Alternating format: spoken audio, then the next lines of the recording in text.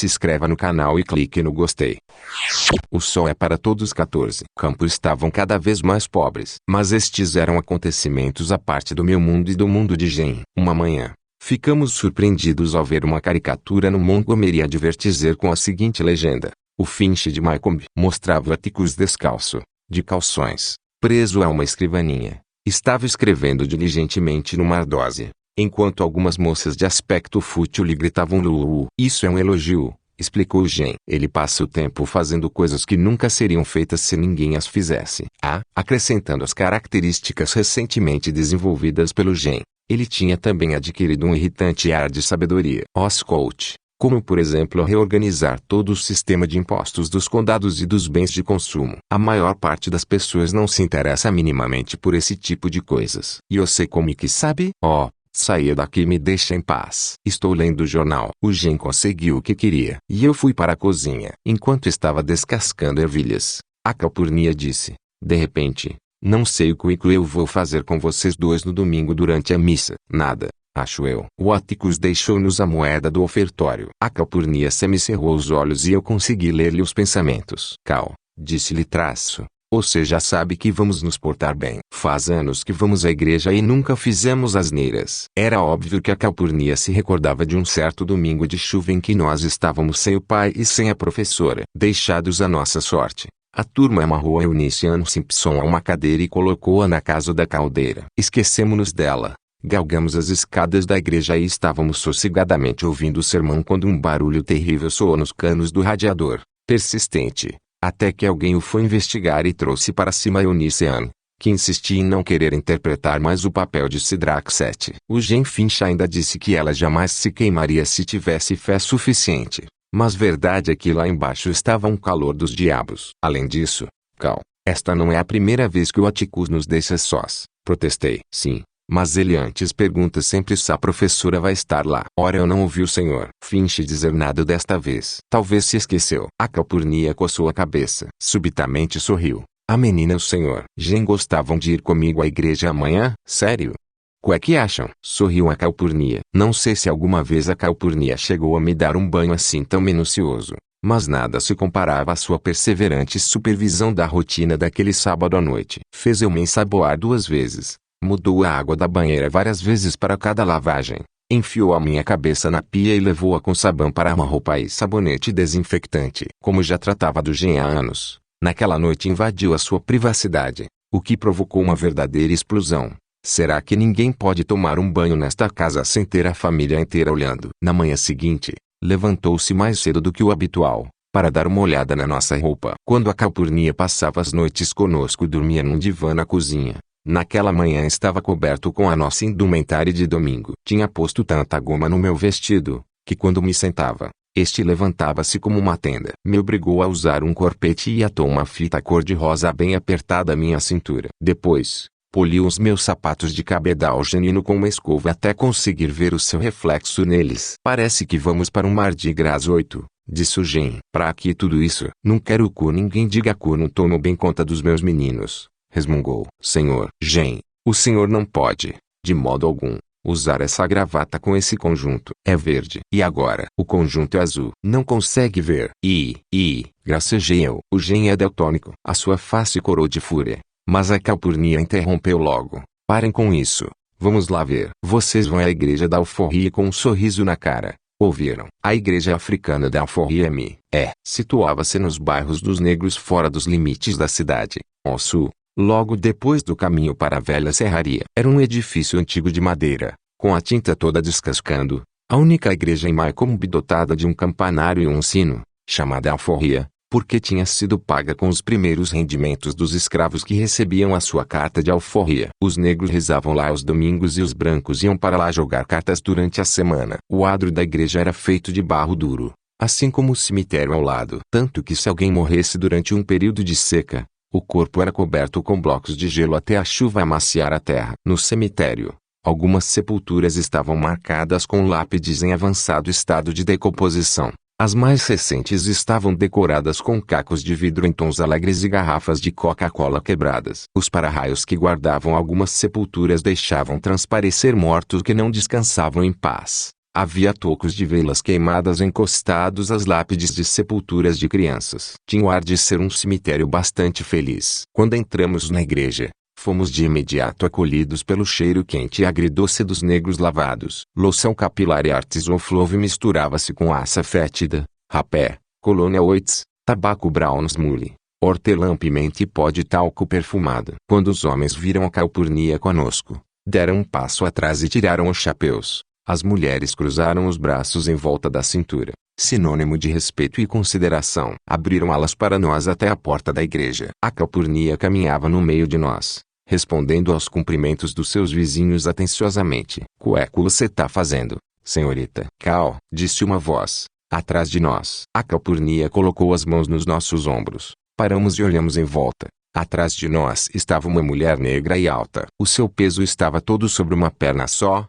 Descansava o cotovelo esquerdo em cima da anca, apontando para nós com a palma da mão. Tinha a cabeça oval com uns estranhos olhos em forma de amêndoa, nariz reto e uma boca igual a um arco de flechas de índio. Parecia ter 2 metros de altura. Senti a mão da calpurnia afundando nos meus ombros. "Mas cueco você quer, Lula?" perguntou ela, num tom que eu nunca tinha ouvido usar. Falava calmamente, sem desdém. "Eu quero saber, por que você traz os criança branca para uma igreja de preto?" "As crianças são meus convidados", disse a calpurnia. De novo, achei que a voz dela me soava algo estranha. É que ela estava falando como os outros todos. "Tô vendo, tô. É mesmo isso que você é, convidada, lá na casa dos Finch durante a semana." A multidão que assistia soltou um murmúrio. "Não tenha medo", sussurrou-me a calpurnia, mas as rosas do seu chapéu tremiam de indignação. Quando Lula se aproximou de nós, a calpurnia exclamou: "Alto aí, preta." A Lula parou, mas disse: "Pra que você traz criança branca pra aqui? Elas têm sua igreja.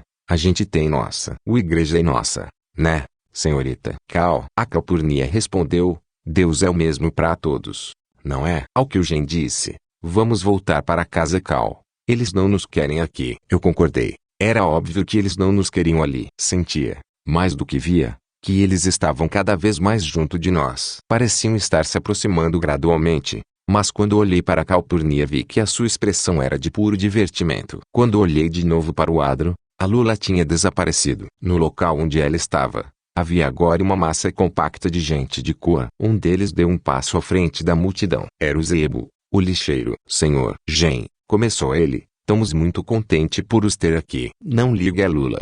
Ela está aborrecida, porque o reverendo Sikas ameaçou que o excomungava. Há muito que provoca apuros. Tem ideias estranhas e maneiras arrogantes. Estamos muito contentes por vos ter todos aqui." Com isso, a calpurnia conduziu-nos à porta da igreja onde fomos saudados pelo reverendo Sikas, que nos levou até o banco da frente. A igreja da alforria não tinha teto e também não estava pintada por dentro. Espalhados pelas paredes, viam-se candeeiros a petróleo apagados, pendurados em castiçais de bronze. Compridos bancos de pinho faziam de bancos de igreja. Por trás do rudimentar púlpito em carvalho, estava um estandarte em seda cor-de-rosa com a inscrição "Deus é amor", enquanto a única peça decorativa da igreja era uma rotogravura do quadro de a luz do mundo. Não havia sinais de um piano, órgão, livros de hinos, programas de serviços religiosos. Os instrumentos eclesiásticos habituais que estávamos habituados a ver todos os domingos. O seu interior era escuro, cheio de uma frieza úmida que ia se dissipando à medida que os fiéis enchiam a igreja. Cada lugar tinha um leque de cartão barato com uma imagem do jardim do Getsemane.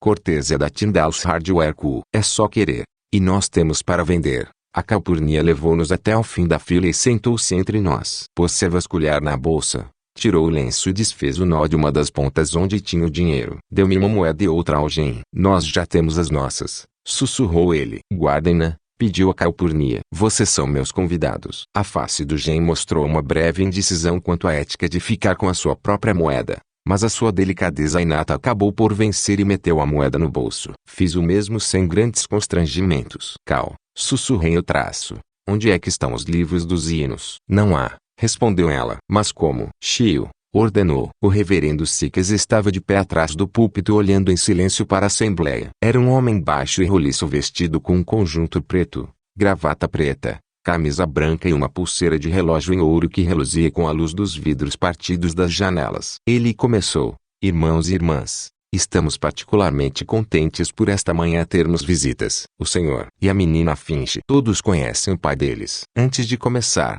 Passarei a ler alguns avisos. O reverendo Sikes vasculhou no meio de alguns papéis, escolheu um e levantou com o braço bem estendido. Na próxima terça-feira, a sociedade missionária reúne-se em casa da nossa irmã Annette Reeves. Levem os vossos trabalhos de costura. Leu mais outro papel. Todos conhecem o problema do nosso irmão Tom Robinson. Tem sido um fiel seguidor da igreja da alforria desde criança. O ofertório de hoje e os dos próximos 3 domingos irão reverter para Ellen, a sua mulher, para ajudar com as coisas da casa. Dei uma cotovelada no Gen. É o tom que o Atticus está de chill. Virei-me para Calpurnia, mas fui mandada a me calar mesmo antes de poder abrir a boca. Subserviente, fixe a minha atenção no reverendo Sikes, que parecia estar à espera que eu me acalmasse. Que o diretor musical dê início ao primeiro hino, pediu. O Zebo levantou-se do seu banco e caminhou pela coxia, até parar na nossa frente, encarando a assembleia. Trazia um livro de hinos bastante gasto. Abriu e disse: vamos cantar o número 273. Aquilo para mim era demais, mas como é que o vamos cantar se não há livro de hinos? A Calpurnia sorriu. Calma,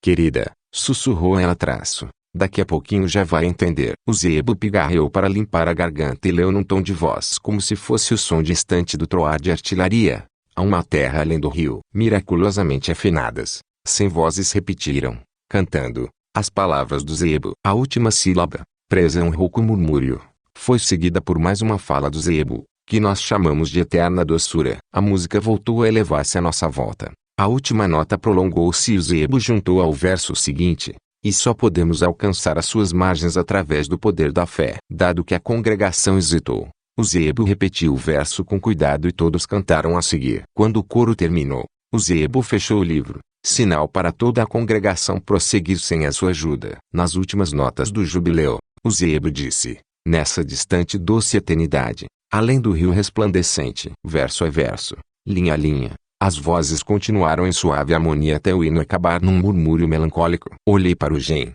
que estava olhando para o Zebo pelo canto do olho. Eu também não acreditava, mas ambos o tínhamos ouvido. Em seguida, o reverendo Sikes pediu a Deus para abençoar os doentes e os que sofrem, um procedimento não muito diferente do nosso serviço religioso, com exceção de que o reverendo Sikes apelava à intervenção do divino para vários casos específicos. O seu sermão foi uma denúncia direta do pecado, uma declaração austera do lema exposto na parede atrás dele. Alertou seu rebanho contra os males das bebidas espirituosas, jogo e mulheres de má fama. Os contrabandistas de álcool tinham causado muitos apuros nos bairros dos negros, mas as mulheres eram muito pior. Mais uma vez, como já tinha acontecido tantas vezes na minha igreja, fui confrontada com a doutrina da impureza da mulher, que parecia afligir todos os clérigos. Domingo após domingo, eu e o Gen fomos ouvindo o mesmo sermão, mas com uma exceção. O reverendo Sikes usava o seu púlpito com mais liberdade para exprimir a sua opinião sobre alguns descuidos individuais ao estado de graça. Há 5 dias que o Ginhardi não vinha à igreja e não estava doente. A Constance Jackson devia ter mais cuidado com as suas maneiras. Estava em perigo iminente de entrar em conflito com os seus vizinhos. Tinha erguido a primeira barreira de ódio da história do bairro. O reverendo Sikes deu por concluído o sermão. Ficou de pé, ao lado de uma mesa em frente do púlpito e solicitou as oferendas da manhã, um procedimento estranho para o Gen e para mim. Um a um, os membros da assembleia chegaram-se à frente e deixaram cair moedas para dentro de uma lata de café de esmalte preto. Eu e o Gen seguimos o processo, e recebemos um suave obrigado, muito obrigado quando as nossas moedas tilintaram. Para nosso espanto, o reverendo Sikes esvaziou a lata em cima da mesa e com todas as moedas à mão começou a contar. Endireitou-se e disse: isto não chega. Temos de ter $10. A congregação se agitou. Todos sabem para quem é este dinheiro. A Ellen não pode deixar os filhos sozinhos para trabalhar enquanto o Tom está na cadeia. Se todo mundo der mais uma moeda, conseguimos. O reverendo Sikes fez sinal com a mão para chamar alguém que estava ao fundo da igreja. Alec,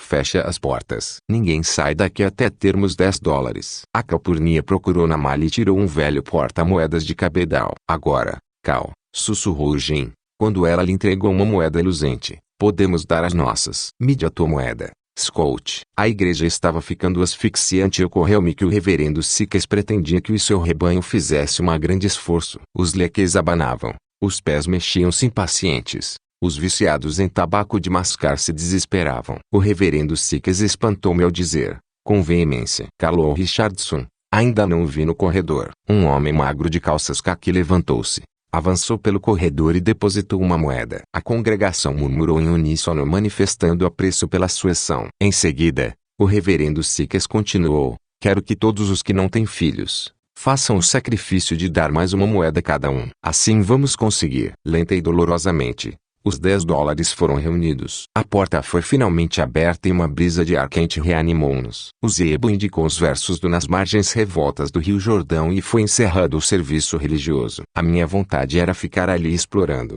mas a Calpurnia impeliu-me para o corredor à frente dela, na porta da igreja. Enquanto ela parava para falar com o Zebo e a sua família, eu e o Gen ficamos conversando com o reverendo Sikas. Eu estava cheia de perguntas, mas decidi esperar e deixar que fosse a Calpurnia a responder. Ficamos especialmente contentes por vos ter aqui, confessou o reverendo Sikas. Esta igreja não tem melhor amigo do que o vosso pai. A minha curiosidade rebentou.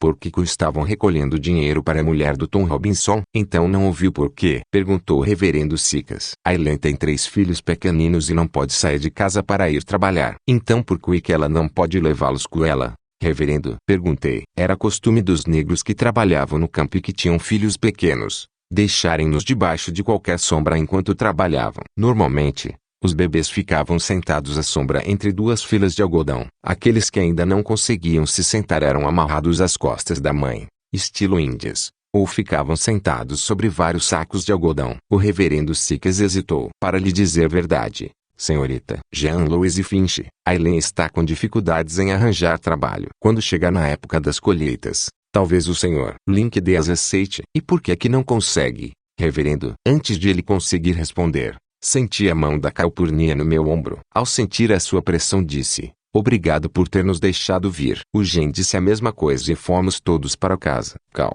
eu sei que o Tom Robinson está na cadeia e que o fez alguma coisa terrível. Mas por que é que as pessoas não dão emprego a Aileen? Perguntei. No seu vestido azul marinho e chapéu todo enfeitado, a Calpurnia caminhava entre mim e o Gen. É por causa do que as pessoas dizem sobre o que o Tom fez. Respondeu. As pessoas não querem muito. Não querem ter nada a ver com a família dele. Afinal, o que ele fez? A Calpurnia soltou um breve suspiro. O velho senhor Bobbio acusou ele de violentar a filha dele e eles o prenderam e botaram-no na prisão. Senhor, a minha memória chamou-me a atenção. Ele tem alguma coisa a ver com aqueles Wells que aparecem todos os anos, no primeiro dia de aulas, e depois vão embora. Mas o Atticus disse que eles não prestam. Nunca ouvi o Atticus falar assim de mais ninguém. Ele até disse: sim, são esses mesmo. Bem, se todo mundo em Macomb soubesse que tipo de gente são os Wells, eu acho que o ficavam contentes por dar emprego a Aileen. Que é violentar? Cal, isso é uma coisa que a menina tem de perguntar ao senhor Finch, sugeriu. Ele consegue explicar-lhe isso melhor do que eu. Não estão com fome. É que esta manhã o reverendo demorou muito tempo com o sermão e não costuma ser assim tão aborrecido. É como o nosso presbítero, disse o Gen. Mas por que é que vocês cantam os hinos daquela maneira? A linha. É assim que se chama? Sim, chama-se a linha. Fazem assim desde que me lembro. O Gen sugeriu que eles podiam juntar o dinheiro do ofertório durante um ano para comprarem alguns livros de hinos. A Calpurnia riu. Não serviam para nada, disse ela. Eles não sabem ler. Não sabem ler? Perguntei eu. Todos. É verdade, corroborou a Calpurnia. Só há 4 pessoas na alforria que sabem ler. Eu sou uma delas. Final da parte 14.